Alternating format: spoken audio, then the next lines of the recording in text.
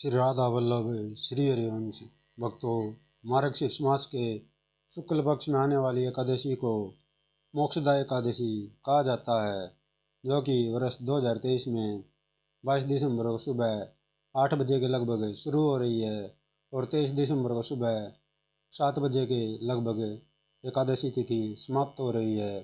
तो ऐसे में उद्या तिथि होने की वजह से 23 दिसंबर को ही मोक्षदा एकादशी का व्रत रखना उचित होगा। मोक्षदा एकादशी की व्रत कथा कुछ इस प्रकार है। महाराज युधिष्ठिर ने कहा, भगवान, आप तीनों लोकों के स्वामी, सबको सुख देने वाले और जगत के पति हैं। मैं आपको नमस्कार करता हूँ।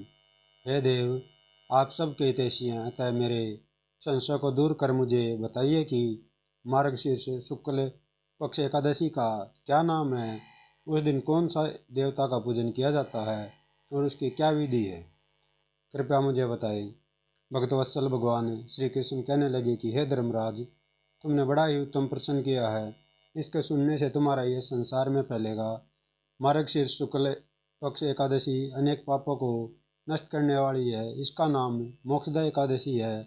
इस दिन दामोदर भगवान की धूप दीप नैवेद्य आदि से भक्तिपूर्वक पूजा करनी चाहिए।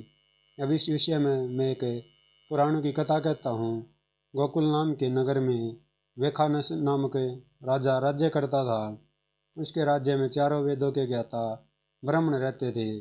वह राजा अपनी प्रजा का पुत्रवत पालन करता था। एक बार रात्रि में राजा ने एक स्वप्न देखा कि उसके पिता नरक में हैं। उसे बड़ा आश्चर्य हुआ। प्रातः वह विद्वान ब्राह्मणों के पास गया और अपना स्वप्न सुनाया। कहा, मैंने अपने पिता को नरक में कष्ट उठाते देखा है। उन्होंने मुझसे कहा कि हे पुत्र, मैं नरक में पड़ा हूँ, यहाँ से तुम मुझे मुक्त कराओ। जब से मैंने ये वचन सुने हैं तब से मैं बहुत बेचैन हूँ। चित्त में बड़ी अशांति हो रही है। मुझे इस राज्य, धन, पुत्र, स्त्री, हाथी, घोड़े आदि में कुछ भी सुख प्रतीत नहीं होता। क्या करूँ? राजा ने कहा, हे ब्राह्मण देवताओं, इस दुख के कारण मेरा सारा शरीर जल रहा है। अब आप कृपया करके कोई तप, दान, व्रत आदि ऐसा उपाय बताइए जिससे मेरे पिता को मुक्ति मिल जाए। उस पुत्र का जीवन व्यर्थ है जो अपने माता पिता का उद्धार न कर सके। एक उत्तम पुत्र जो अपने माता पिता तथा पूर्वजों का उद्धार करता है, वह हजार मूर्ख पुत्रों से अच्छा है। जैसे एक चंद्रमा सारे जगत में प्रकाश कर देता है, परंतु हजारों तारे नहीं कर सकते। ब्राह्मणों ने कहा, हे राजन, यहाँ पास ही भूत, भविष्य, वर्तमान के ज्ञाता पर्वत ऋषि का आश्रम है। आपकी समस्या का वे हल जरूर करेंगे। ऐसा सुनकर राजा मुनि के आश्रम पर गया। उस आश्रम में अनेक शांतचित्त योगी और मुनि तपस्या कर रहे थे। उसी जगह पर्वत मुनि बैठे थे। राजा ने मुनि को साष्टांग दंडवत किया। मुनि ने राजा से सांगोपांग कुशल पूछी।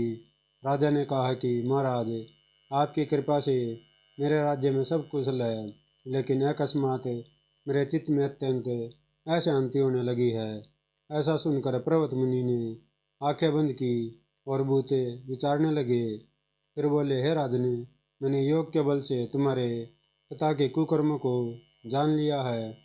उन्होंने पूर्व जन्म में कामातुर होकर एक पत्नी को रति दी, किंतु सोच के कहने पर दूसरी पत्नी को ऋतुदान मांगने पर भी नहीं दिया। उसी पाप कर्म के कारण तुम्हारे पिता को नरक में जाना पड़ा।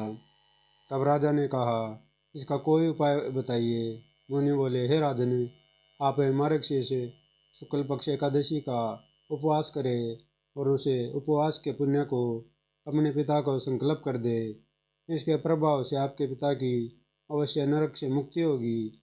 मुनि के यह वचन सुनकर राजा महल में आया और मुनि के कहने अनुसार कुटुंब सहित मोक्षदा एकादशी का व्रत किया। इसके उपवास का पुण्य उसने पिता को अर्पण कर दिया। इसके प्रभाव से उसके पिता को मुक्ति मिल गई और स्वर्ग में जाते हुए वे पुत्र से कहने लगे, हे पुत्र, तेरा कल्याण हो। यह कहकर स्वर्ग चले गए। मार्गशीर्ष मास की शुक्ल पक्ष की मोक्षदा एकादशी का जो व्रत करते हैं, उनके समस्त पाप नष्ट हो जाते हैं। इस व्रत से बढ़कर मोक्ष देने वाला और कोई व्रत नहीं है। इस कथा को पढ़ने या सुनने से वाजपेयी यज्ञ का फल मिलता है। यह व्रत मोक्ष देने वाला तथा चिंतामणि के समान सब कामनाएं पूर्ण करने वाला है। सभी भक्तों को जय श्री राधे कृष्ण। यह थी मोक्षदा एकादशी की व्रत कथा। अतः आप 23 दिसंबर को मोक्षदा एकादशी का व्रत जरूर रखें। जय जय श्री राधे।